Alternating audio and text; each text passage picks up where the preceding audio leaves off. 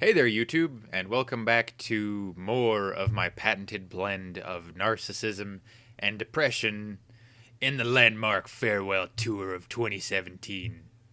Even though there's pretty much only going to be one. Oh my god. Excuse me, there could have been others. I mean, there were several points where we thought, nope, landmark is done. But yeah, no, writing's pretty much on the wall here. Although I hold out hope that they're basically going to sell the code or the design to a different company because the game has so much potential. Just the name and the baggage with it is killing it. So if they re-release like this same kind of game, because there are no other games really like this under a new name, it could work.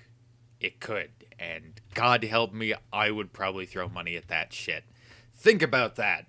Just think about it. Any game moguls watching this, Blizzard, we want you on this. Do it. So this was just going to be a straight up, simple player versus player map. But again, talking about atmosphere, I wanted it to be raining here. Landmark didn't really have weather effects set up. It had water drip emitters, which I got one right here that's running. Now, they only run down, and so I couldn't flip this upside down and be like, oh, there's a shaft of rain happening above it. They're very visible, and they seem to only run when you're looking at them. I've had people argue with me about this, but if they're above your line of sight, they are not producing rain.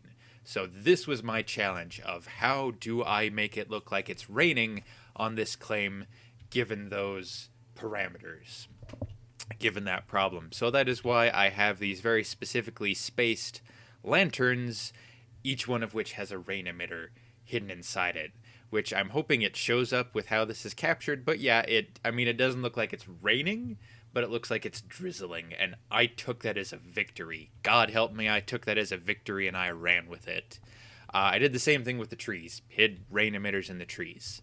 I was going to add more, but this was another project that just kind of fell by the wayside.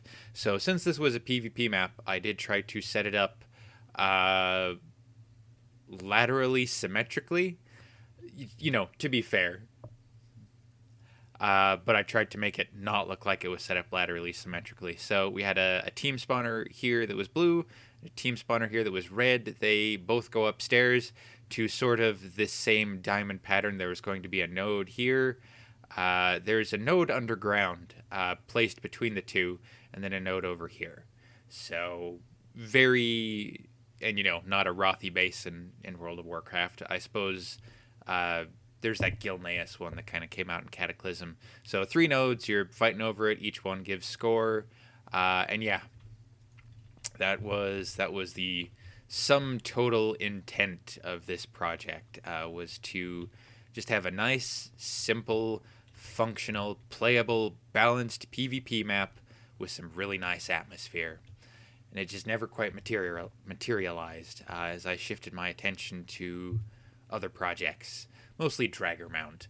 Draggermount will be the final entry, probably. I don't know. It'll be later on in this series where I will really talk about the swan song of mine that is Draggermount. But yeah, I set this whole thing up in this bowl indentation in the map because the surrounding peaks gave me places to hide cloud emitters to try and keep it as cloudy looking as possible. I mean, they're technically jungle mist mode emitters, but I liked the how those visually looked more than the other cloud looking emitters. I forget what they're called. But yeah, it was also hiding rain emitters in the eaves. Are those eaves? I don't know. I can't remember what the name of those are. Along the edges of the houses to try to get everything looking like it's rainy. God help me, I made these houses look like faces, and I never got around to fixing that. I just, never got around to fixing that. And those were more roofs from a template swap, just because I like those roofs. And this was just sort of I don't know, it was a thing. It was going to be an alcove they ran under, which I was slightly concerned about in terms of game balance, if this was like faster or harder to get through than the other team to get to this capture point, which was going to be like a market, which I kind of got this market looking. Added a bunch of the buildings. Should have done more with it. Would have done more with it, given time. But time is no longer something we had. And now I'm allocating time to this instead of other projects I should be working on. But god damn it, Landmark's leaving. So I gotta get this done. I gotta get this out there before she's gone. See, I kept this relatively not depressing until that exact point. That's alright, I'll keep that to a minimum. Yeah,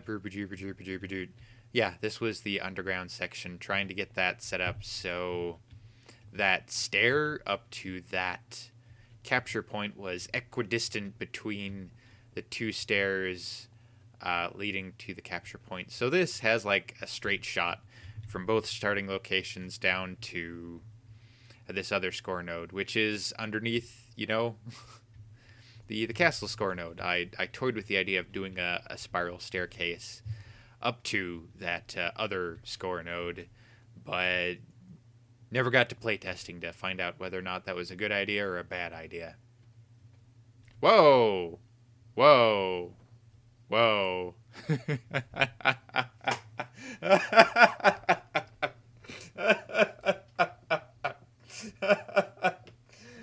Oh. The game has a couple little problems. I mean, God bless it for being as, you know, for being what it was, but it did have some problems. That doesn't happen often, but when it does, it was pretty fucking hilarious. Needed to have chains along that for a walkway, you know, for safety reasons. And then I needed to add, like, you know, doors to all the houses and shops. And it had a nice, like, lake in the center of it, a nice rainy lake. Totally about atmosphere. It was all about that atmosphere. That doesn't look weird.